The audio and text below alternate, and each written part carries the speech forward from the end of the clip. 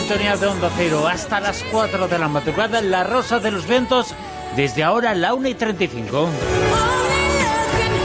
Os recordamos en nuestra etiqueta en Twitter, Almohadilla Rosavientos. Nuestra etiqueta, insistimos, en Twitter. Podéis mandar mensajes desde ya mismo, interactuar con nosotros y con todos los que nos escuchan. Almohadilla Rosavientos. Os lo presentamos hoy, el clon de Jesús.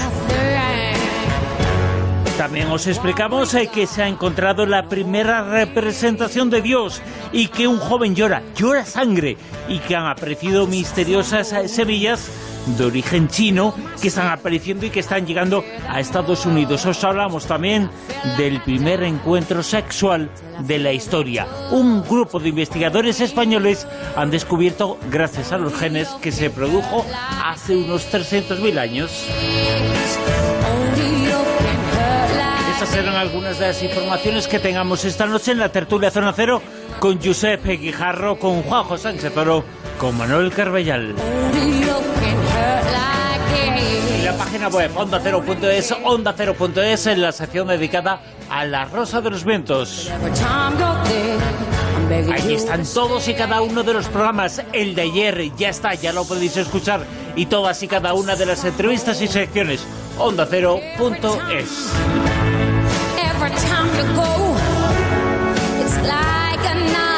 Y creo que no lo he dicho antes, Almohadilla Rosavientos, nuestra etiqueta. Y hablamos de brujas, de Goya y otras cosas con Clara Tahoces, autora de un libro sobre el tema, El Jardín de las Brujas, se titula así. Y también tenemos esta noche Fronteras del Futuro con Javier Sevillano, con quien vamos a resolver los problemas que nos presenta algo que nadie comprende, la cuántica. Bueno, pues en el futuro se podrá resolver problemas relacionados con la cuántica. Serán Fronteras del Futuro, será con Javier Sevillano. Y también esta noche Mujeres con Historia. La mujer que inspiró a Bram Stoker para su Drácula será la protagonista en el relato de Silvia Casasola.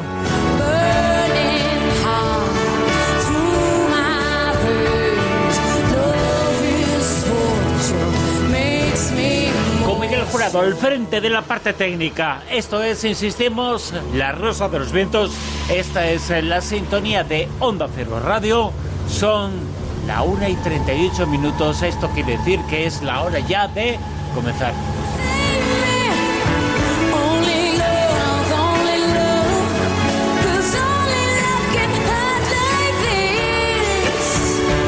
La Rosa de los Vientos en Onda Cero.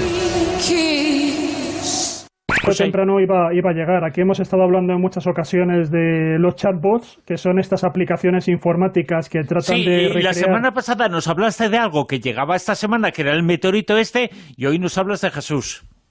Sí, pero es lo que te digo, yo creo que tarde o temprano a alguien se le iba a ocurrir esto, ¿no? Están proliferando todo este tipo de aplicaciones que tratan de recrear informáticamente como una especie de personalidad, tratan de copiar personalidades o psicologías reales para que podamos interactuar con ellas como si estuviéramos chateando.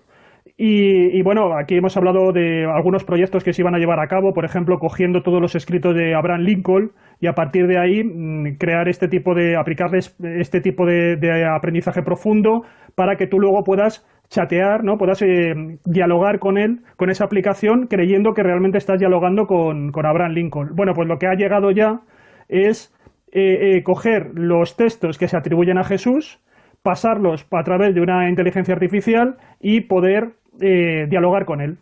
De momento esto es lo que ha hecho un ingeniero y investigador neoyorquino que se llama George Dávila Durendal, y lo que ha hecho ha sido utilizar la Biblia del rey Jacobo, del rey James, que es una de las más extendidas en inglés.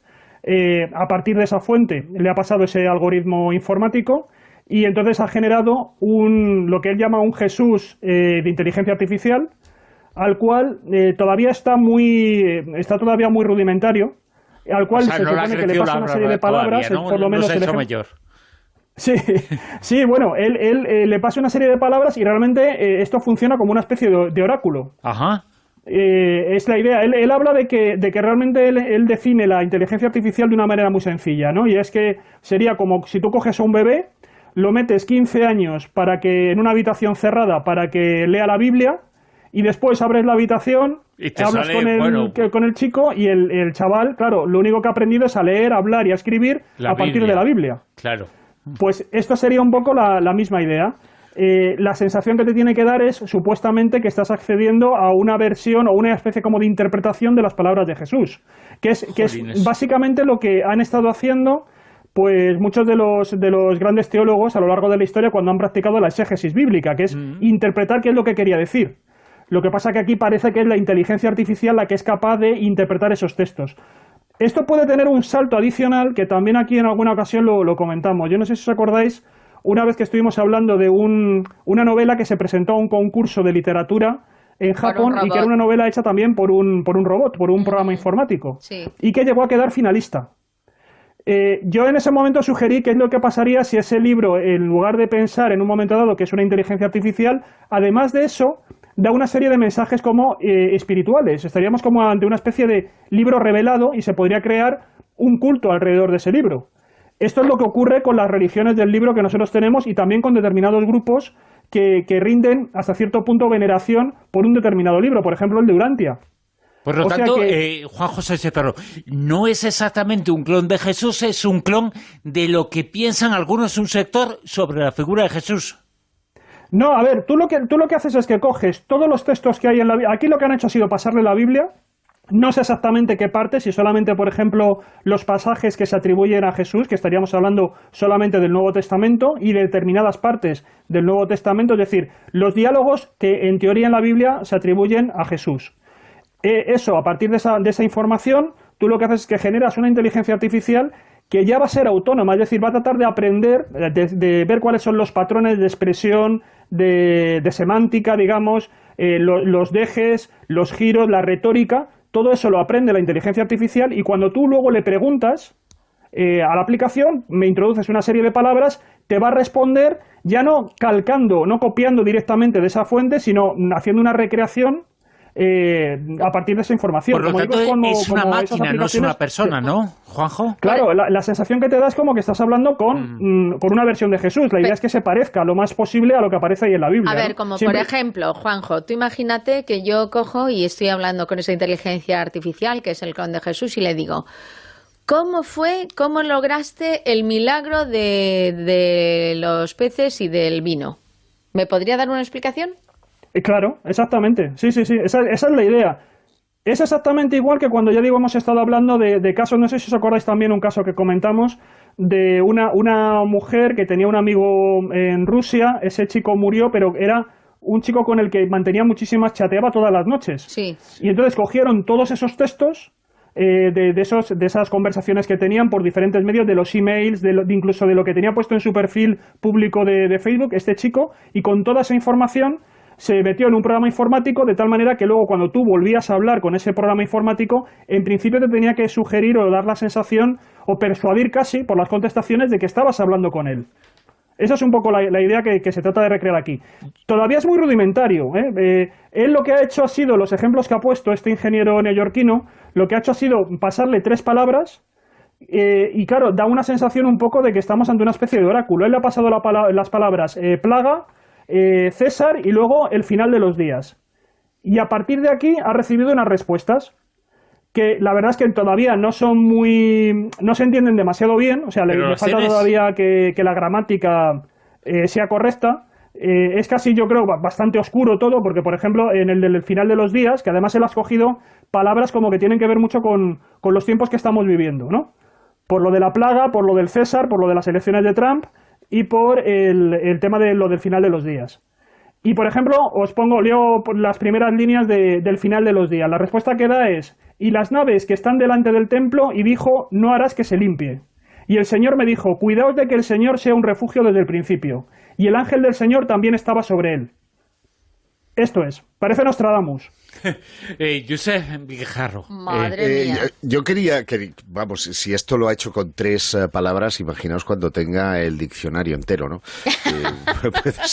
Puede ser muy interesante.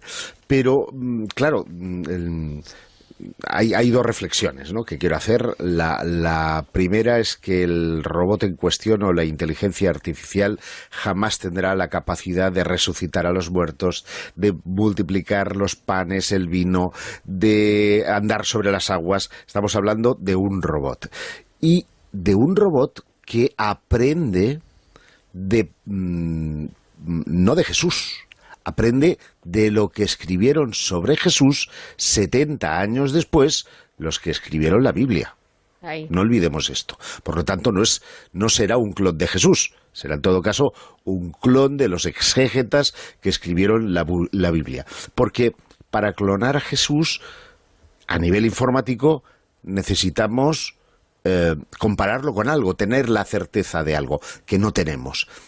Y si hablamos de clones biológicos, y ahí dejo esta joyita para que se pueda investigar y profundizar, os diré que el Instituto Nacional de Toxicología conserva en nitrógeno a no sé cuántos cientos de grados bajo cero manchas de sangre obtenidas del pañolón de Oviedo, que proporcionó el Centro Español de Sindonología en su día, para que cuando existiera la tecnología de clonación pudiera hacerse algo al respecto.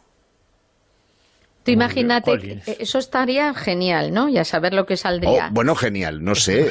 Sí, un poco es un poco enrevesado. Bueno. Sí, pero sería súper curioso. ¿Tú, Silvia, eres de las que harías el Parque Jurásico o crees que los dinosaurios ya murieron por alguna razón?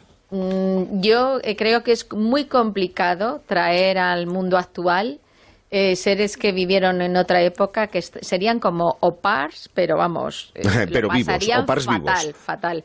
Pero lo que te iba a decir es que tú imagínate que el robot clonado de Jesús, resulta que después empiezan a sacar una serie de conclusiones y sale que es agnóstico. Qué barbaridad. Bueno, vamos a preguntarle a Dios. ¿Lo han encontrado, no? Por lo menos una de las primeras veces que se le representó, cuando a Dios se le llamaba, o algunos creen que Dios es o era Yahvé. Bueno, el Dios de los judíos sigue siendo Yahvé, y la que se ha liado es pardísima. Porque hay que recapitular, esto ocurrió hace aproximadamente una década, cuando el equipo de un arqueólogo israelí que se llama Joseph Garfinkel, de la Universidad Hebrea, descubrió lo que según él era una rara cabeza masculina en una excavación que él estaba protagonizando en Khirbet Qeiyafa. El objeto estaba en una capa que según él estaría fechada entre el siglo IX, siglo X antes de Cristo, y que según él, esto lo sabe porque según las pruebas que realizó a través del radiocarbono, a más de 30 muestras orgánicas que estaban alrededor de esta estatuilla, ¿no? Una estatuilla, no os vayáis a pensar, tiene unos 5 centímetros y que en su parte superior es plana. La cabeza tiene unos ojos, unas orejas y una nariz prominentes que sobresalen. Los ojos se hicieron en 2 etapas. Primero se unieron a la cara como manchas redondeadas de arcilla y luego se pinchó en su centro, ¿no?, para crear el iris. Y debido a que las orejas están incluso perforadas, se cree que pudo tener algún tipo de aretes, ¿no?, colgando de las orejas. Es más, alrededor de la parte superior de la cabeza también se divisa el perfil de lo que podría ser un círculo de agujeritos, con lo que se teoriza que podría haber sostenido algún tipo de corona o de tocado. Incluso tiene indicios de barba. Bueno, pues para el arqueólogo que antes citaba, Garfinkel, se trata de una representación de Yahvé que habría estado unida a una estatuilla de un caballo que ha sido hallada en excavaciones cercanas, junto también a rostros similares, ¿no? Y cuando Garfinkel publica la teoría hace unas semanas en una revista de arqueología bíblica, se le han echado encima todo el mundo. ¿Por qué? Porque la Biblia es muy clara sobre la prohibición de las representaciones físicas de Dios. La Biblia, judía, la Torá, mientras que los pueblos vecinos pueden adorar muchos dioses, el reino de Judá es diferente y se basa en dos conceptos, que es que hay un solo Dios y que no se debe hacer una imagen esculpida de él. De ahí que codirectores de excavaciones cercanas como Tel Motza, como Kisilevich de la Universidad de Israel, de Tel Aviv, o de Lipskik de la Universidad también de Tel Aviv, que han servido sus hallazgos para armar la teoría de Garfinkel, pues le han dicho que era puro sensacionalismo, que atiende a la demanda popular, que esto lo ha hecho para ganar dinero y fama, que es una identificación infundada que ignora las investigaciones y estudios profesionales existentes.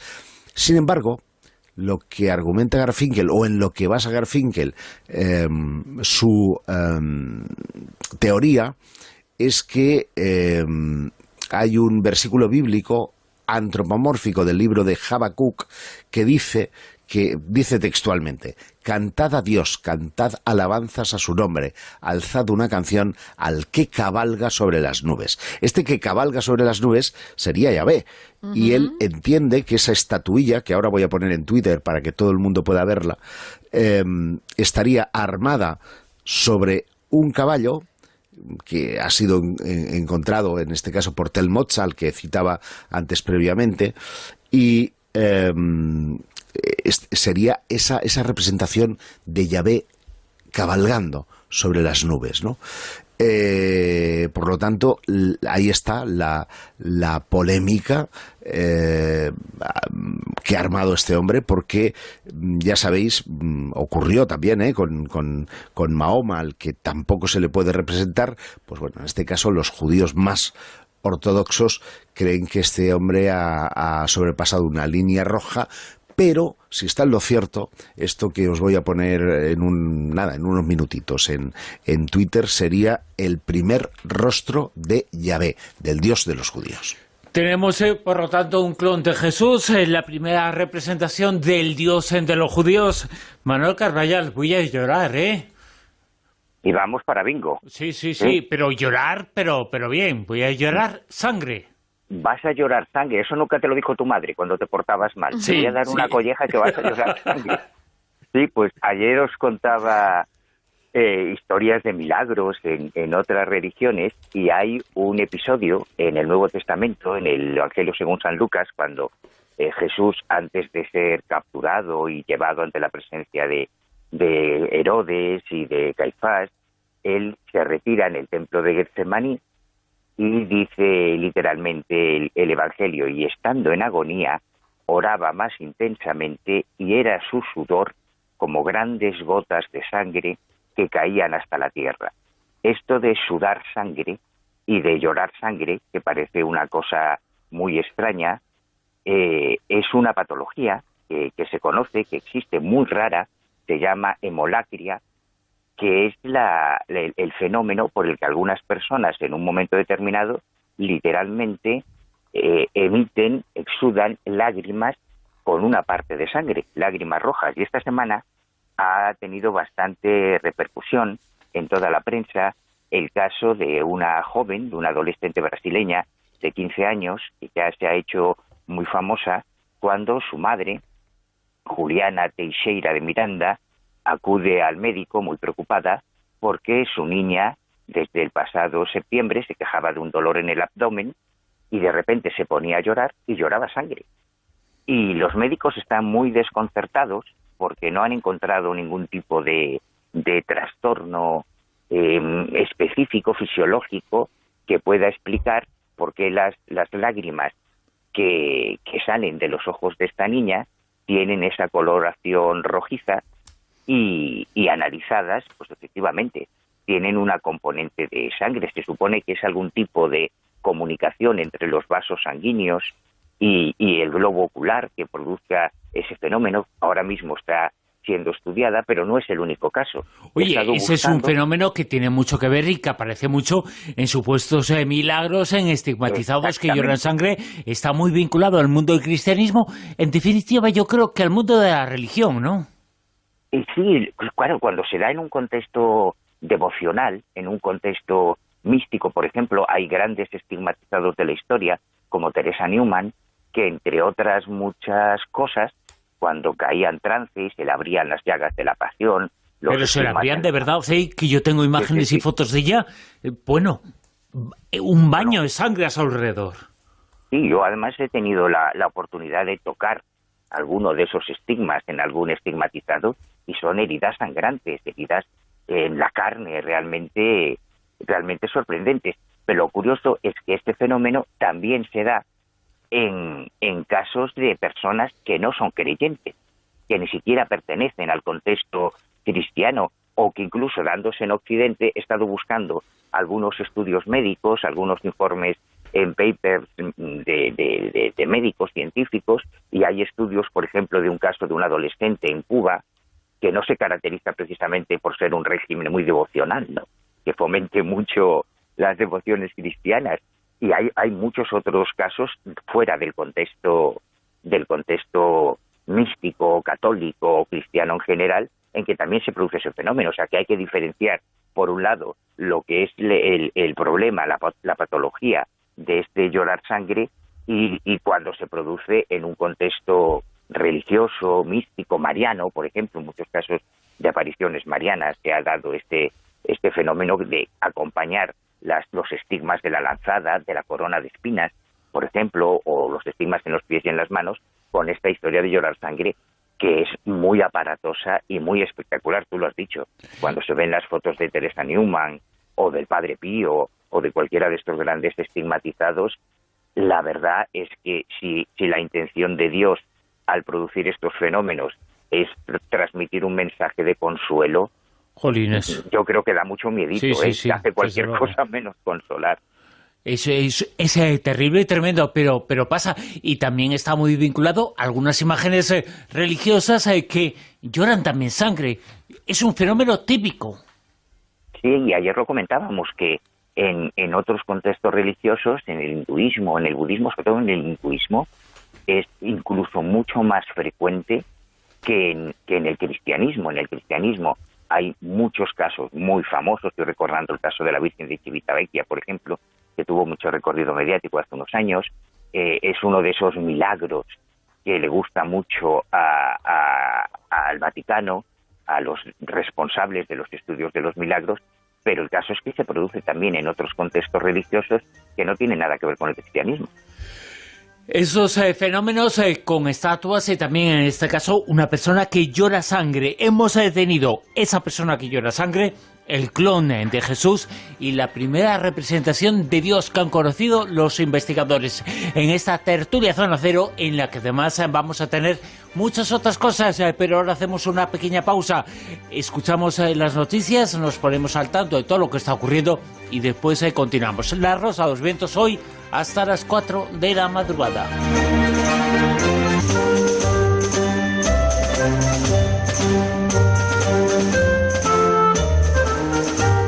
En Onda Cero, La Rosa de los Vientos con Bruno Cardeñosa. Continuamos en La Rosa de los Vientos. Os recordamos, Almadía Rosa Vientos, os recordamos también que estamos hasta las 4 de la madrugada. Os recordamos que os hemos presentado al primer clon de Jesús. Os recordamos también que Josep Quijarro nos ha presentado la primera representación del Dios de los judíos, de Yahvé. Él ha puesto en Twitter, quienes tengáis Twitter lo podéis ver, esa primera representación de Dios. Le hemos retuiteado, servidor también lo ha hecho. Y Manuel Carvellal nos habla no del primer joven que llora sangre, sino del último caso de lloro de sangre. Y ahora Silvia Casasola nos va a hablar de una primera mujer de una época de la prehistoria, pero en España. Lo que ocurre que, bueno, nos lo va a contar Silvia. Pues resulta que es una antepasada vuestra, de Manuel, tuya, de Miguel, es gallega. Hombre, evidentemente. Es gallega ella. Bueno, pues es el primer, la consideran el primer fósil estudiado en la península ibérica, pero del Mesolítico. El periodo que está entre el Paleolítico y el Neolítico. Con lo cual los gallegos somos, Manuel, de la edad de piedra. Y demás. Y algunos se quedaron ahí. Sí. Bueno, pues ella se llama Elba que si se traduce el nombre significa la que viene de las montañas. ¿Y por qué? Pues resulta que ella tuvo bastante mala suerte y hace 9.300 años, según iba por una zona un poco montañosa, pues había una capita de nieve así un poquito ligera y pisó en falso y se abrió un abismo bajo ella de 15 metros de profundidad, cayendo en una especie de pozo natural o cueva. Y ahí pues falleció. Pero en 1996 se rescató una parte del cráneo y bueno, pues poco a poco se fueron rescatando otra serie de huesos, otra parte del cráneo y tal, y han llegado a poder hacerle un estudio bastante exhaustivo, pues a través de, le llaman los padres de Elba, ¿no? Y los padres de Elba son un geólogo, un antropólogo, un genetista y también una persona que la llaman, que es una artista forense que se llama Margarita Sanín, y ella ha conseguido reconstruir la cara de Elba. Bueno, pues lo curioso que tiene Elba es que es morena de pelo, tiene ojos castaños, pero resulta que es de piel negra. Y entonces, claro, dicen, anda, fíjate, una antepasada de Galicia y es de piel negra. No tiene una explicación exhaustiva porque dice que puede tener alguna relación incluso con el hombre de Cheddar, que también es inglés, que también hay restos. Pero ella, a diferencia del hombre de Cheddar en un museo inglés, no tiene ningún rasgo negroide, no tiene ningún rasgo africano. Con lo cual es, pues, no la pueden relacionar ni con caucásico y tal, pero vamos, rasgos africanos no tiene, pero sí es cierto que es negra, con ojos marrones y pelo oscuro. Y lo que comentan, por un lado, una hipótesis que dicen es que seguramente que estaba como, porque ella cayó con unos uros, ¿no? Con unos animales bastante grandotes de la época cuando ella vivía, y que podría estar incluso haciendo como trasladando el ganado. Pero otro historiador, un prehistoriador, dicen que eso es imposible porque en esa época no se pastoreaba y menos uros, que hace 5.000 y pico años se empezó a pastorear ovejas y que como esta mujer falleció hace 9.300 años, que es imposible. Pero sí es cierto que todo este estudio que han hecho sobre ella, pues han visto que desde la infancia arrastraba un problema de secuelas de un traumatismo craneal, que tenía también artrosis, que tenía dolores. No sé hasta qué punto pueden llegar a concretar esto, pero lo tienen clarísimo. La pobre tenía dolores de muelas o dolores de dientes. Y que además, como era una época donde había escasez de alimentos, que se alimentaba un poquito mal. Medía 1,5 metros y bueno, pues la verdad es que era una luchadora. Y ahora se la podrá ver porque se iba a hacer una inauguración por todo lo alto en abril, pero con el tema del confinamiento se quedó todo paralizado. Se la va a poder contemplar en el Museo Xeológico de Quiroga, en Lugo. Ahí está ella, con también otra serie de cosas que han puesto estupendas en esta ampliación del museo. Así que bienvenida, Elba, y ya sabéis que tenéis una antepasada de hace 9.300 años, que era gallega, de piel negra y sin ningún rasgo negroide ni africano. Estamos con los primeros, esta noche la primera mujer española, gallega, del Mesolítico, el primer clon de Jesús, la primera representación de Yahvé, el último caso de una mujer que lloraba sangre. Y Juan José Oro nos comenta ahora el primer caso. Nos trasladamos al mundo moderno, al mundo actual, que tiene que ver, es una alianza OVNI entre varios países. ¿Qué es esto? Bueno, es un poco a raíz de la noticia que un poco ha ido también sacudiendo el mundo de la ufología desde los últimos años, cuando ya el Pentágono reconoció también que esas filmaciones que se divulgaron en la prensa internacional sobre una serie de avistamientos y persecuciones que habían realizado pilotos militares, pues reconoció que efectivamente eran suyas. Y a partir de ahí pues han cambiado muchas cosas dentro de lo que es el panorama de lo que es el fenómeno OVNI dentro de la administración norteamericana, pero también parece que está teniendo un cierto eco fuera de los Estados Unidos, ¿no? Y aquí lo que ha ocurrido es que ya hace unos meses se le preguntó al ministro de Defensa japonés si realmente ellos estaban haciendo algo similar a lo que estaba ocurriendo en Estados Unidos, y también podían decir que estaban atendiendo de alguna forma a través de una serie de protocolos todo lo que era esa presencia de aeronaves intrusas dentro del espacio aéreo japonés. Y en ese momento el ministro de Defensa, bueno, del Ejército de Autodefensa, como lo denominan allí en Japón, ellos llegaron a decir que al principio no tenían nada, que iban a ponerse en contacto con los Estados Unidos para ver si les podían un poco asesorar, incluso trabajar de alguna forma conjunta ante este tipo de fenómenos, puesto que son aliados desde hace muchísimos años, desde después de la Segunda Guerra Mundial. Y también hizo una afirmación que resultó también bastante sorprendente, y es que ellos no tenían registrados, el ejército japonés no tenía registrado ningún avistamiento ovni. Enseguida saltaron ufólogos que están muy al tanto de lo que ocurre en Japón, y que incluso ellos tenían recogidos testimonios de pilotos militares que efectivamente sí que habían tenido avistamientos de objetos volantes no identificados. O sea que ahí también se ve que, bueno, que había una serie de informaciones bastante contradictorias. Lo que ha ocurrido ahora es que, nada, hace unas semanas, ahora sí que ha reconocido el Departamento de Defensa que van a colaborar con Japón. Lo que están diciendo es que van a realizar una especie como de protocolo común, aunque no se sabe muy bien en qué va a consistir, pero parece que sí, que esa es un poco la idea, que realmente van a hacer algo en esa línea, pero y van a por fin fijar un protocolo que de nuevo también es bastante prudente. O sea, en esto copian bastante a lo que ocurre en Estados Unidos, porque lo que van a decir es que simplemente se trata de, no están hablando en ningún momento dado de que sea un tráfico aéreo que sea de origen extraterrestre, sino que simplemente lo que les está preocupando, una vez más, es que estemos ante un tipo de tecnología intrusa de algún adversario terrestre de algún otro país, y que sea muy sofisticada tecnológicamente, ¿no? Pero bueno, Japón, como digo, se suma a todo este movimiento que parece que ha agitado, como decía, el mundo ufológico, que estaba también pues casi durmiendo el sueño de los justos, por lo menos en este nivel oficial, desde hacía bastantes años. Ahora, contactamos antes, no podíamos, pero ahora sí lo podemos hacer, sí estamos con él, un investigador que ha conseguido las pruebas de lo que es, o puede ser, la primera evidencia de una relación sexual en la historia. Ocurrió hace 300.000 años. Él es investigador del Instituto de Biología Evolutiva, del Centro Superior de Investigaciones Científicas en España, de la Universidad Pompeu Fabra en Barcelona. Él es Carles Laluela Fox. Carles, muy buenas, ¿qué tal? Hola, ¿qué tal? Carles, decía yo que era un lío, ya era un lío. Bueno, pensábamos anteriormente que era lineal, luego hemos descubierto que pasaron algunas cosas, pero ahora han pasado nuevas cosas. ¿Qué habéis descubierto?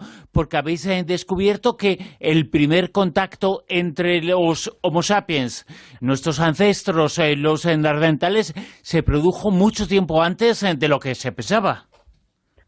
Bueno, en realidad no estoy tan seguro de llamarlos Homo sapiens. Como sabes, esto es una denominación de especie y no hay forma de saber exactamente dónde empieza nuestra especie.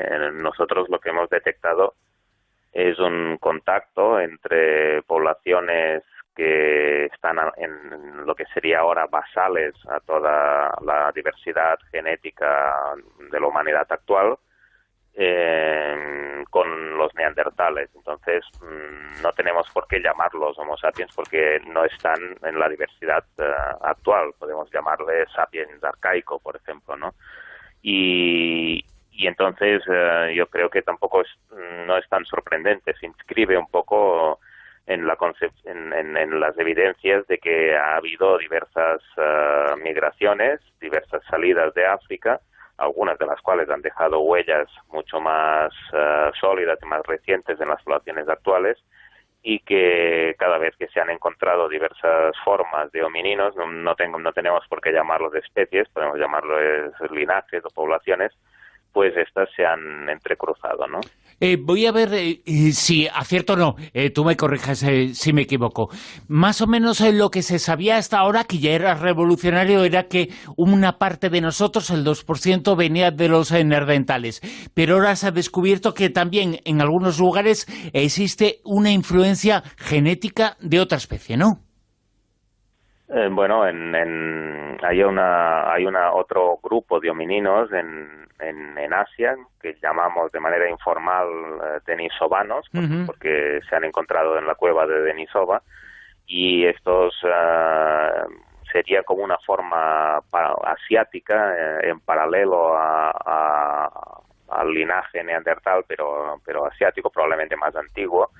Y estos han dejado huellas en los genomas de las poblaciones actuales de Oceanía. Hasta un 4,5% de los genes de las poblaciones de Melanesia y los aborígenes australianos tienen genes de esta forma asiática, y por tanto, digamos, sus antepasados en un tiempo reciente, en los últimos 50.000 años, se entrecruzaron con estos. De manera que, bueno, efectivamente hay diversos linajes arcaicos en Eurasia que se encuentran con los antepasados de los humanos modernos en diversos momentos, y estas huellas genéticas pueden reconocerse. Este encuentro sexual de hace tantísimos años entre los presapiens, ¿no?, que se les puede también incluso, me imagino, que llamar un poco así, los que no somos eruditos en esta temática, y los neandertales, que me imagino que en esta huella genética que habéis estado analizando, se sabe bien o se puede llegar a saber quién fue primero, ¿era el macho presapiens con la hembra neandertal, o al revés, era el macho neandertal con la hembra presapiens? Pero la química está clara que desde luego hace muchísimos años, porque creo que están datados de hace 300.000 años, ¿no?, existía. O sea que aunque luego evolutivamente han ido desapareciendo neandertales y también los denisovanos, y se han quedado los sapiens, pero esa química sexual existió y fue fructífera. Sí, en realidad nosotros lo que vemos es en el cromosoma Y, que se transmite por línea paterna, igual que, digamos, de forma tradicional el primer apellido, hasta ahora no se había recuperado en los neandertales, y por tanto no se sabía cómo era. Es un cromosoma, por diversos motivos, muy complicado, porque tiene muchas secuencias repetitivas, tiene muy pocos genes, y además la mayoría de neandertales que se habían estudiado, curiosamente, eran hembras. Por tanto, el interés del estudio en principio está en conocer cómo era el cromosoma Y neandertal. Cuando se ha analizado, lo que se ha visto es que es parecido a la rama más basal del cromosoma Y de los humanos modernos, que curiosamente se halla en estos momentos en el oeste de África, y que está, digamos, datado en unos 300.000 años. El cromosoma Y neandertal sería más parecido, sería más basal todavía, por tanto no estaría presente en ningún humano moderno. Por eso no tiene sentido hablar de Homo sapiens, creo yo. Pero sería más parecido a los humanos modernos que no el resto del genoma, ¿no? Y eso implicaría que en algún momento hubo, pues, una salida de África y algún tipo de cruce con los neandertales que había en aquel momento en Europa, ¿no? ¿Se puede saber, se puede conocer con lo que habéis averiguado si se trató de un solo cruce, un único encuentro, o fue una repetición de encuentros que generó esa herencia? No podemos saber. Tenemos 3 cromosomas Y neandertales, hasta ahora no había ninguno, pero como digo, son muestras, son individuos que vivieron 250.000 años más tarde, ¿no? Y entonces no es posible saber exactamente qué ocurrió. Es bastante... Yo creo que es algo bastante complejo realmente de entender, porque es una migración que digamos la hemos detectado genéticamente, pero a nivel arqueológico y a nivel paleontológico no parece, vamos, yo no soy consciente de que nadie hubiera postulado estos movimientos en ese periodo, ¿no? Claro, lo ideal sería, como tú dices, encontrar más restos para poder seguir analizando. Pero las especulaciones que se tienen, o las variables de los posibles sitios donde se pudo dar este encuentro que al final pues hubo esa relación sexual entre las diferentes especies. ¿Barajáis que puede ser Oriente Próximo, Grecia, como hemos comentado, algún otro sitio? Bueno, eso tampoco lo podemos inferir directamente desde la genética, y entonces las especulaciones se basan sobre todo en la distribución de lo que se conoce de los neandertales. No hay neandertales más al sur de Israel, hay neandertales encontrados en Siria, en Irak, pero no más al sur. Entonces era obviamente un linaje adaptado a condiciones de frío y de elevada latitud, y sabemos que vivían en Eurasia, en el oeste de Eurasia, pero a partir de lo que ahora es Oriente Medio para arriba. Entonces lo lógico es que los encuentros entre ambas especies tengan lugar en los márgenes de las distribuciones de estas especies o linajes, o como queramos llamarlo.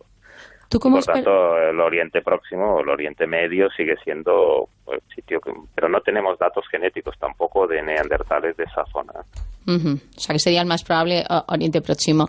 Tú, como experto genetista, ¿qué explicación das más razonable de por qué al final la hembra sapiens llegó a legar ese gen, no sé si lo digo bien, mitocondrial, que anuló lo que debería de estar aportando la hembra neandertal? Eso de momento, digamos, ha ocurrido con el ADN mitocondrial, aunque lo que nosotros hemos publicado en realidad es el cromosoma paterno, o sea que ha ocurrido con los dos marcadores uniparentales, los que se transmiten de forma exclusiva a través de un progenitor o del otro, ¿no? Es un proceso, curioso, no puede ocurrir por azar, o puede ocurrir porque, digamos, los híbridos sean mejor adaptados o más fértiles, o simplemente puede ser una cuestión de azar.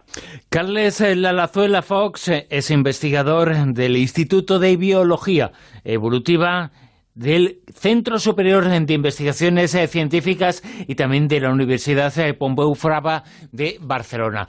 Carles, mil gracias por estar con nosotros, por comentarnos lo que habéis descubierto, que se acaba de publicar en la revista Science, en la revista científica Science. El futuro, seguramente con el tema de la evolución humana, pues va cambiando constantemente, no es lineal, y seguramente en el futuro habrá nuevos datos que añadir a todo lo que ya sabemos, pero sabemos cada vez más gracias a gente como tú. Carles, mil gracias. Un placer. Gracias a vosotros. Adiós. Es que tenemos muy experimentados oyentes. Con María Rosaventos nos dice Cristóbal: me acuerdo de aquel día y de aquel rollete. Manuel Carbellal, y también nos vamos a acordar de las primeras representaciones artísticas, o no, pero bueno, fueron los primeros cuadros en piedra. Las pinturas rupestres, sabemos algo más sobre ellas, ¿no? Uy, lo que nos queda, porque constantemente se están haciendo nuevos descubrimientos. A mí me parece muy estimulante pensar que en estos momentos reposan, sin que nadie los haya visto desde hace miles de años, grabados, figuras, pinturas, elementos de arte rupestre que serán descubiertos en los próximos años y que irán añadiendo piezas a ese puzzle tan complejo con el que pretendemos comprender nuestra historia. Y ahora le ha tocado el turno una vez más a Australia.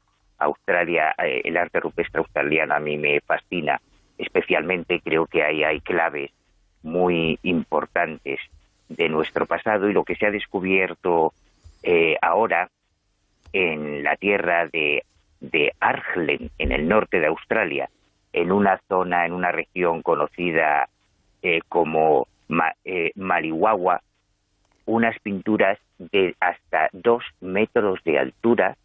Claro, los investigadores dicen a tamaño natural, pero que hace 9.400 años existiesen humanos de 2 metros de altura, pues es casi como hablar de gigantes, ¿no? Y esto es lo que se ha encontrado ahora en estas pinturas llamadas así, las figuras de Marihuahua, datadas en casi 4.500 años de antigüedad, en las que además de aparecer esas figuras antropomorfas, esos humanoides con tocados, con vestiduras muy concretas, es que aparecen asociadas a figuras de animales. Y según los investigadores que acaban de publicar su trabajo en la revista Australian Archaeology, es la primera vez que se encuentran en las representaciones de arte rupestre australiano las figuras de humanos asociadas de esta manera a animales, en lo que ellos consideran que son la plasmación de rituales y de creencias religiosas en una época tan remota. Estas figuras además recuerdan un poco a los cabezas redondas, algunas de ellas de Tassili en Argelia, o sea que me imagino que van a hacer correr muchas conjeturas y especulaciones a los entusiastas de los aliens ancestrales, pero recuerdan también a figuras de las que hablamos hace unas semanas en el Círculo Secreto, cuando hablamos de los nuevos descubrimientos que se están haciendo en torno al efecto de la molécula del espíritu, la dimetiltriptamina, en el cerebro de los chamanes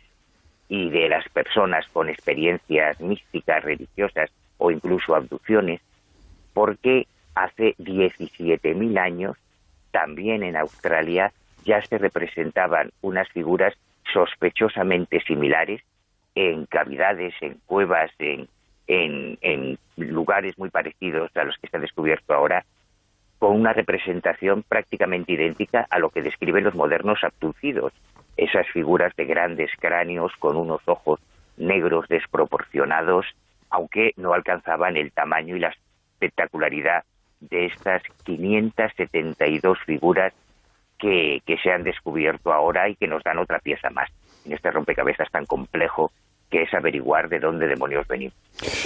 No lo sabemos ni a dónde vamos.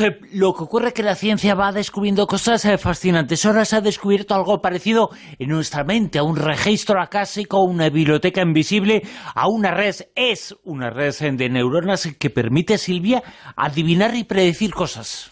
Pues sí, son unos científicos ingleses, unos investigadores, que lo que ellos pues dijeron, vamos a ver, sabemos que hay veces que la gente pues tiene la posibilidad, un don o un algo en el que adivina, predice, y si eso lo pudiéramos registrar en el cerebro. Y en el caso de que lo registráramos en el cerebro, ¿en qué parte del cerebro? Bueno, pues ellos directamente dijeron, pues de darse esta circunstancia tendría que estar en el hipocampo. ¿Y por qué en el hipocampo? Pues que en el hipocampo resulta que se guarda relación con el aprendizaje y la memoria. Y dicho y hecho, se pusieron a hacer un estudio, ¿no?, de prueba y error, ensayo, y lo hicieron en ratones y lo hicieron en humanos. Primero hicieron resonancias magnéticas en humanos para ver cómo pues eso interactuaba, y ahora comentamos cómo hacían para ir tomando datos, y lo hicieron también en los pobres ratones, pero en este caso no con resonancias magnéticas, sino cuando a ellos les parecía bien desconectaban el hipocampo para ver qué era lo que pasaba. Bueno, con los humanos lo que utilizaban era una realidad virtual y asociaban un sonido, ese sonido iba asociado a una imagen y esa imagen iba relacionado con obtención de dinero. Bueno, pues el cerebro de los humanos, en cuanto escuchaba el sonido, rápidamente asociaba la imagen y asociaba a que les iba a venir money. ¿Qué era lo que pasaba? Pues que enseguida lo que hacía el cerebro, esta red neuronal en los humanos, que os estábamos comentando, que se veía a través de la resonancia magnética, era que en cuanto percibía el sonido, ya directamente se saltaba en la imagen y adivinaban dónde estaba el dinero. O sea que ya directamente lo predecían. Y en el caso de los ratones, pues hacían algo similar, pero claro, a ellos el dinero les importa nada. Lo hacían con agua azucarada. Entonces, igual, sonido con imagen, premio, agua azucarada. Bueno, pues también adivinaban los ratones dónde estaba ubicada el agua azucarada, pero es que resulta que estos investigadores fueron un poquito más allá y dijeron, bueno, Esto se hace y lo vemos y lo estamos comprobando cuando la persona o los ratones están despiertos. Pero ¿y cuando se está dormido? No tenemos el dato de la investigación con humanos mientras estaban durmiendo, pero sí el dato de cuando lo hicieron con los ratones mientras estaban durmiendo.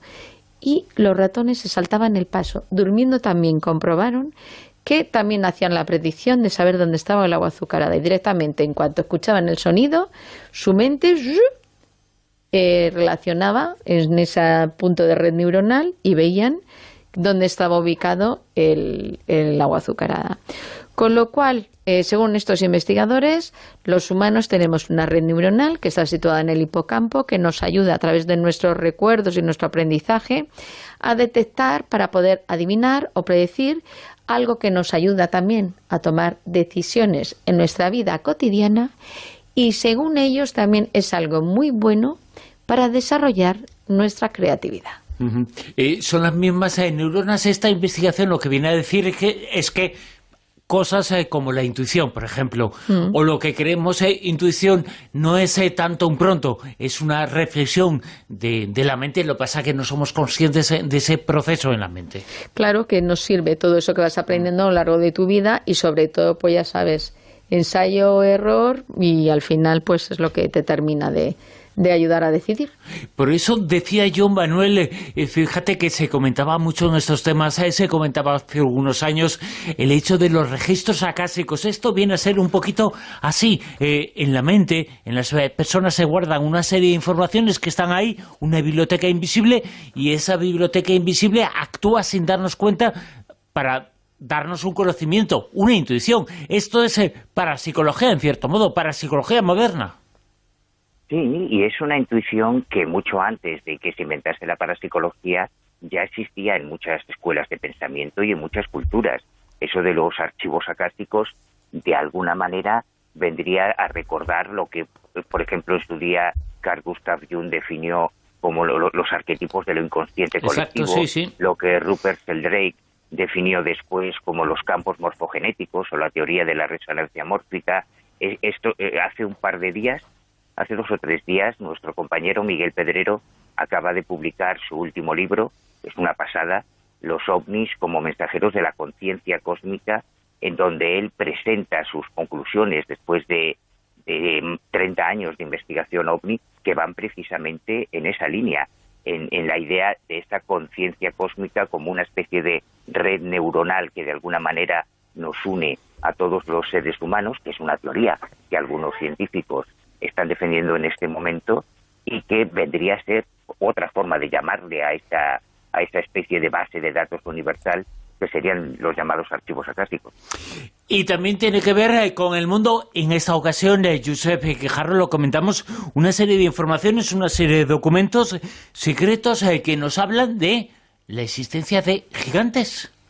Sí, no son los gigantes de los que nos hablaba Manuel en Malihuahua, sino un documento que ha visto la luz por segunda vez. Voy a tratar de explicarme. Hace unos 10 años aproximadamente, el FBI desclasificó un documento de 70 páginas que lo puso en su base de datos accesible a través de Internet, que se llama The Vault, ¿no? Y se trata de un memorándum que lleva el número 6751, en el que se habla de seres interdimensionales, de platillos volantes, de extraterrestres, de gigantes. Claro, tú flipas cuando estás leyendo todo eso en un informe de casi 70 páginas, que todo, hay que decirlo, fue escrito por un profesor que es anónimo, no está firmado, y que han picado pues medios como The New York Times, como Daily Star o como el Sputnik News, por citar solo algunos, que al rebufo de toda esta historia de los ovnis del Pentágono han visto cómo sus ventas o el interés por determinados temas venía a incrementarse de una forma notable. Lo curioso es que este informe lleva fecha de 1947, y concretamente, déjame ver que tengo aquí la página en concreto, creo que es el día 8 de... efectivamente, 8 de julio. ¿Te suena la fecha, 8 de julio de 1947, Bruno? Bueno, claro, es Roswell. Incidente Roswell, sí, efectivamente. Sí, claro. Pero sin tener que ver con Roswell, o sí, quién sabe, se están dando informaciones, insisto, en ese sentido. Por ejemplo, hay 9 puntos que se describen en la primera hoja, que dice: parte de los discos llevan tripulantes, otros están bajo control remoto, su misión es pacífica, los visitantes contemplan instalarse en este lugar. Estos visitantes son parecidos a los humanos, pero mucho más grandes. Ellos no son gente de la Tierra, sino que vienen de su propio mundo. Punto 5. No provienen de ningún planeta como usamos la palabra, sino de otro planeta interdimensional, ¿no? Estoy traduciendo el inglés, con el nuestro, y no es perceptible para nosotros. 6. Los cuerpos de los visitantes y también de la nave se materializan automáticamente al entrar en la frecuencia vibratoria de nuestro, aquí hay una palabra que no entiendo, importar. Es decir, claro, tú flipas con estas descripciones que, ojo, es importante, no fue escrito por el FBI, sino que al recibir todas estas informaciones las añadió a este memorándum 6751 para, de alguna manera, complementar algún tipo de investigación a la que no se hace referencia, porque después vienen, dentro de esas 70 páginas, muchos artículos de prensa de ovnis observados en un lugar, en otro lugar del mundo, etcétera, etcétera, etcétera. Y esta, vamos a decirlo, visión de alguien que se añade. Pero, sin embargo, lo que ocurre en Internet, que es miente, que algo queda, parece que lo que se vende y se está vendiendo desde este pasado 20 de septiembre, en el que The New York Times se hacía de nuevo eco de este memorándum 6751, es que el FBI reconoce la existencia de gigantes y, poco más o menos, que estos extraterrestres vendrían de otros planos interdimensionales y que estarían entre nosotros desde 1947. Como digo, por eso utilizaba antes, me traicionaba el subconsciente, de que los medios picaron. ¿Picaron o no picaron? Es decir, es cierto que el memorándum es real, que existe, que tiene 70 páginas, pero eventualmente lo que está recogiendo es información procedente, no sé si de algún tipo de contactado, si de algún tipo de visionario, y lo llamativo, eso sí me parece una gran casualidad, es que se produzca el 8 de julio de 1947, que era al menos el día en el que el Daily Roswell publicó en su portada esa noticia que cambiaría para siempre el mundo de la ufología, que es donde aparece ese hombre con los restos supuestamente de Roswell. Efectivamente. Sí. Oye, Manuel, ¿a ti no te da la impresión de que informativamente por un lado, casuísticamente también, pero del año pasado a ahora parece que el fenómeno OVNI, que estaba casi enterrado, está resucitando un poquito, ¿no? Manuel. Sí, te escucho. Que está resucitando un poquito, ¿verdad?, el fenómeno OVNI.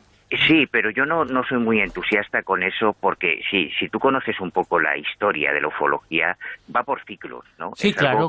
Como un péndulo de un reloj. Entiendo que para quien vive este momento le parece alucinante, ¿no?, que aparezca una noticia sobre ovnis en el telediario, pero no es la primera vez que ocurre. Ha habido grandes momentos en la historia de la ufología en que parecía que ya habíamos llegado al final del camino, que ya estaba clarísimo. Acordaros de aquella sesión que se hizo en las Naciones Unidas, con Joseph Allen Hynek, con Jacques Vallée, con el primer ministro de Granada. Bueno, acordaos algunos, eso ocurrió en 1981, quiero recordar. Claro, pero es historia de la ufología, o sí, cuando sí, Ronald Reagan hizo aquellas declaraciones tan famosas, o cuando Jimmy Carter reconoció que había visto un ovni, o cuando... Año 76, Manuel.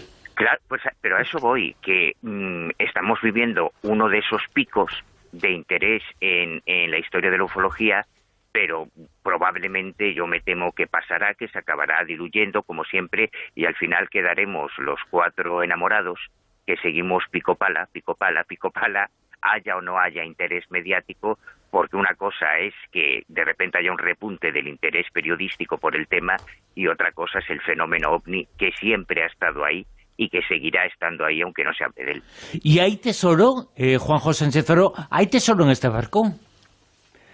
Bueno, pues es una de esas noticias que nos viene de vez en cuando de Polonia, porque periódicamente vamos hablando de posibles hallazgos que nunca terminan de confirmarse del todo, pero que parece como que localizan tesoros de los nazis, ¿no? Entonces, claro, unir estas palabras, ¿no? El propio término ya tesoro con nazi ya genera una explosión de emociones que, como digo, no termina nunca de confirmarse.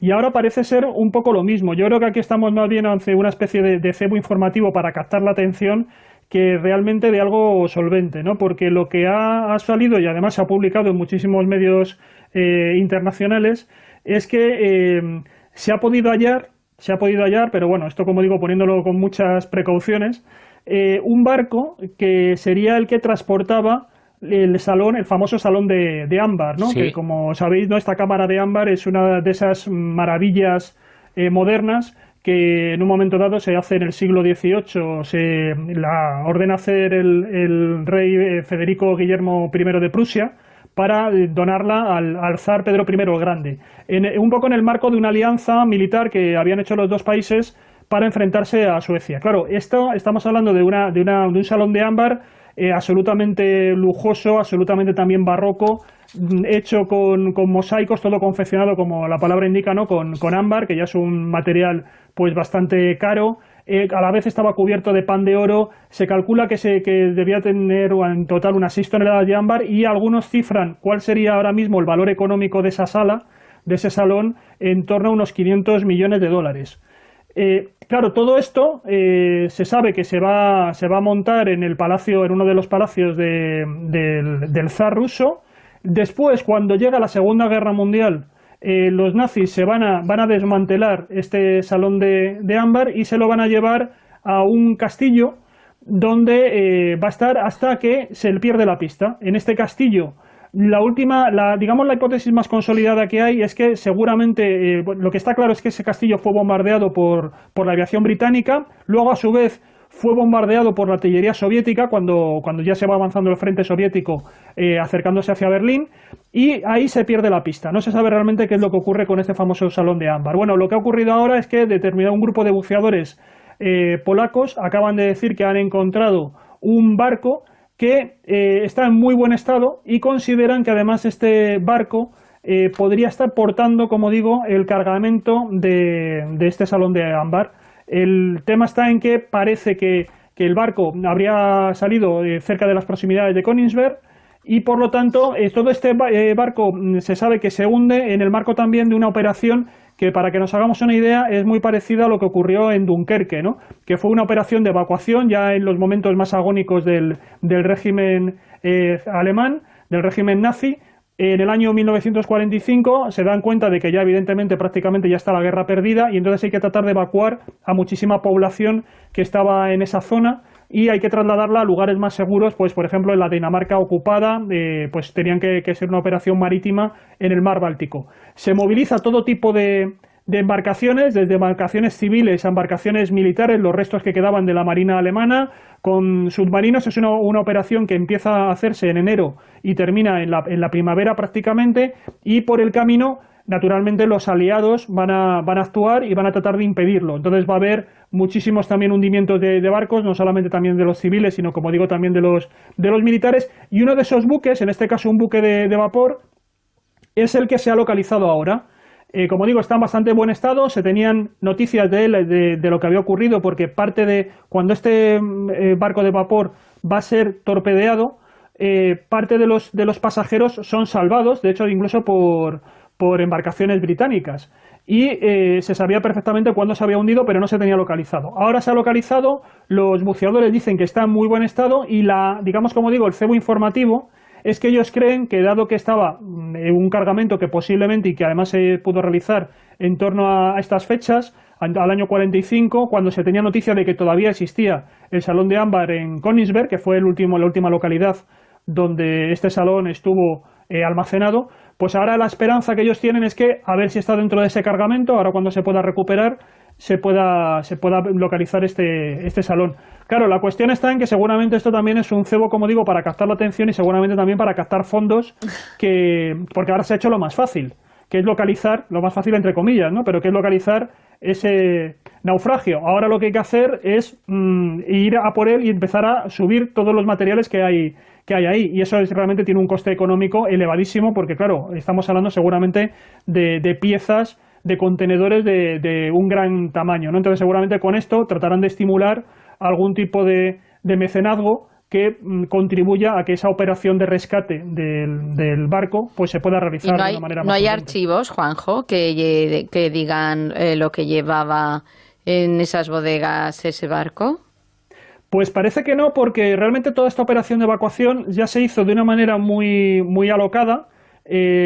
Como digo, intervinieron desde desde embarcaciones civiles a embarcaciones militares, y ya lo que era la burocracia nazi en aquel momento, digamos que más que para estar levantando acta de las cosas, estaba para destruir cosas, para no dejar mucho rastro, porque ya sabían, como digo, que bueno, estamos justamente en los momentos en el que se va a producir también la caída del búnker, ¿no? El suicidio de Hitler en el búnker. Entonces, como digo, los funcionarios nazis no estaban ya demasiado meticulosos para hacer todo esto, sino que fue una operación de huida, ¿no? De huida un poco así de desbandada. Así que parece que no, ellos sí que habían estado localizando, como digo, algunas informaciones, pero muy genéricas. Realmente lo que es el detalle del cargamento en sí parece que no se tiene, y ellos lo han estado haciendo a través de Twitter, a través de determinados comunicados en prensa. Como digo, yo creo que lo que buscan es ahora atraer la atención, ¿no? Un poco colocarnos este cebo, que es muy suculento, de que pueda estar ahí la cámara de ámbar. Yo cuando he visto esta noticia, Manuel Carballal, la que vamos a comentar ahora,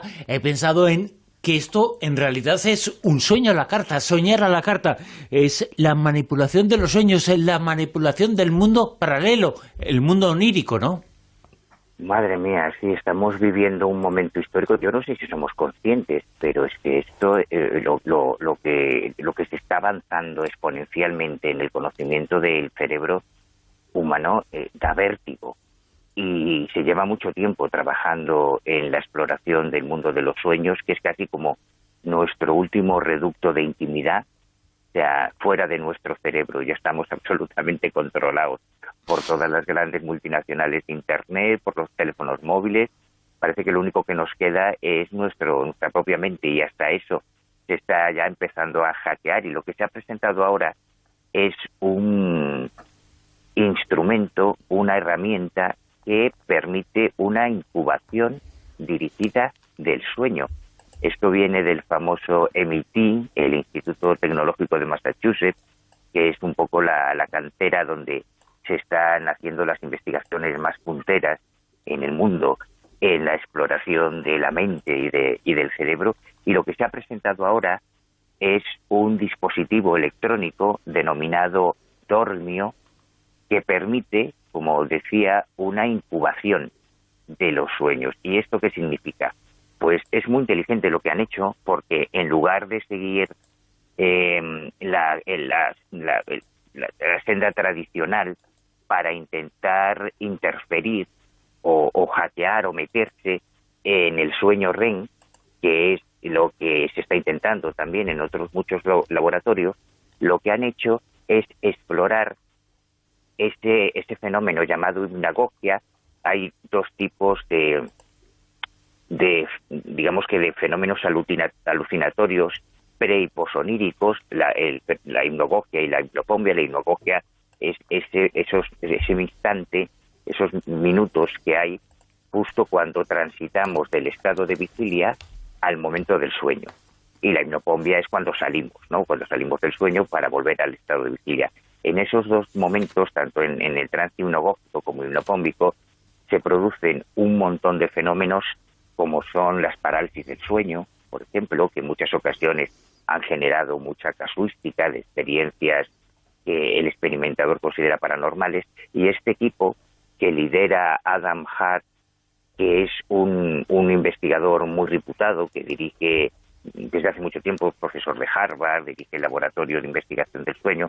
Ellos han creado un dispositivo electrónico para poder introducir en el cerebro del durmiente una serie de ideas y de conceptos que permita crear intencionadamente unos sueños determinados. Este dormio es un dispositivo que es un guante que va recogiendo tu ritmo cardiorrespiratorio, tus ciclos cerebrales y demás, que permite detectar en qué momento pasas de la fase de vigilia a esa fase de hipnagogia, y a partir de ahí te introducen ideas, por ejemplo, un árbol, fue uno de los experimentos que hicieron con los sujetos de estudio, para generar unos sueños intencionados. Claro, esto tiene muchas posibilidades desde el punto de vista de la investigación científica, pero también abre una nueva herramienta.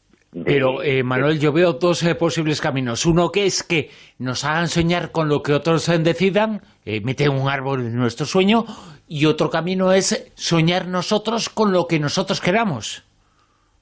Bueno, en realidad hay dos objetivos de interés en este tipo de estudios. Por un lado, como dices, crearte unos sueños intencionados, y por otro, poder descifrar, poder interpretar qué es lo que estás soñando, que ya es como el colmo de perder totalmente la intimidad. O sea, si alguien es capaz de leer nuestros sueños, pues que ya no nos queda prácticamente nada, ¿no? Se acabó totalmente la intimidad. Pero casi es más preocupante que alguien pudiera llegar a obligarnos a soñar, a tener pesadillas, o bueno, que pudiera llegar a alterar nuestros sueños. Había alguien que me decía, si quieres guardar un secreto, ni siquiera lo pienses. Bueno, pues en cierto modo es esto. Josep Guijarro, nos vamos a Marte.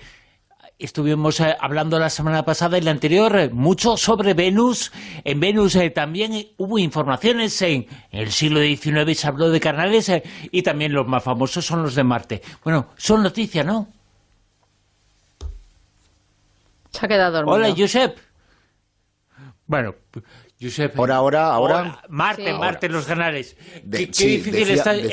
Que hay que perdonar al oyente y los oyentes estos momentos que tenemos, no nos vemos, no estamos juntos, hay conexiones y bueno, pues alguna vez falla, ¿no? No, esto no es que haya fallado, es que me dejé la regleta abajo y yo hablo y como no estoy acostumbrado, pues a veces pasa. No, decía que, y esta es una consideración propia, al final Lowell, Percival Lowell y Schiaparelli puede que tengan razón cuando imaginaron en Marte, en sus observaciones a finales del siglo XIX, toda una serie de canales que habrían transportado agua, ¿no? Y es que parece que Marte, que ahora contaremos la noticia en sí, ¿verdad?, de lo que ha podido obtener el orbitador europeo Mars Express, parece que Marte hace millones de años podría disponer de mares, de ríos, vamos, que podía tener un paisaje mucho más parecido a la Tierra de lo que desde luego tiene hoy, ¿no? Esa atmósfera, en definitiva, lo que pasó es que fue adelgazando, se enfrió y cambió el paisaje a lo que vemos hoy, ¿no?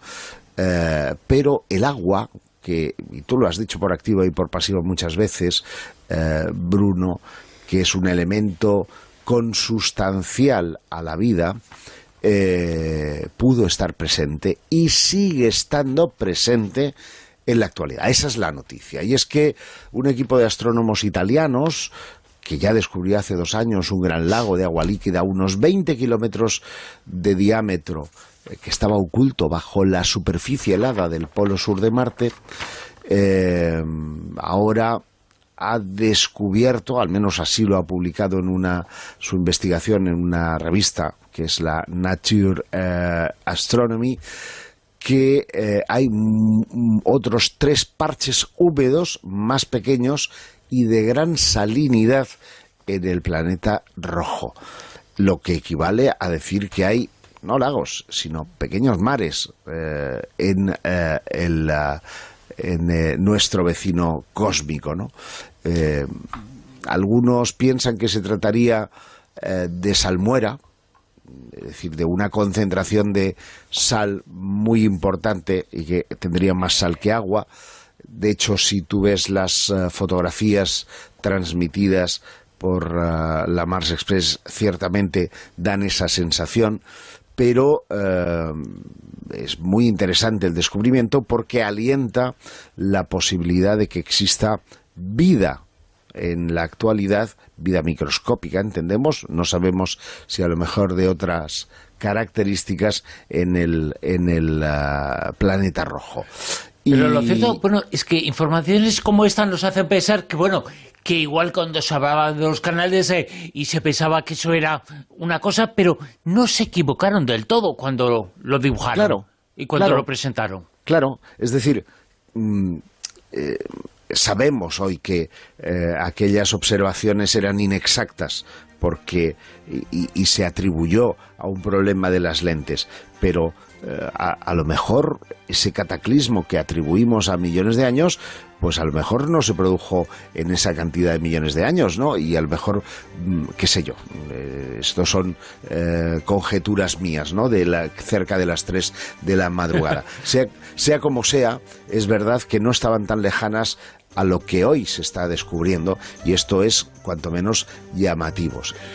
Y sé que me queda muy poco tiempo, pero quiero contar que en este caso un nuevo estudio dirigido por Elena Pettinelli de la Universidad de Roma ha empleado un instrumento que se llama MARSIS, que es acrónimo de Mars Advanced Radar for Surface and Ionosphere Sounding, que está a bordo de esta Mars Express y que ha revisado una amplia área de 250 por 300 kilómetros cuadrados, y allí se ha encontrado el cuerpo, el líquido elemento, el agua. Vamos a ver si encontramos la vida. Los canales de Marte vuelven a la actualidad. Hasta aquí la tertulia Zona Cero con Josep Quijarro. Josep, gracias. Muy buenas noches, hasta la próxima. Manuel Carballal, gracias. Adiós, Tito, gracias. Y Juanjo Sánchez Oro, gracias. Cuidaros. Muchas gracias, un abrazo.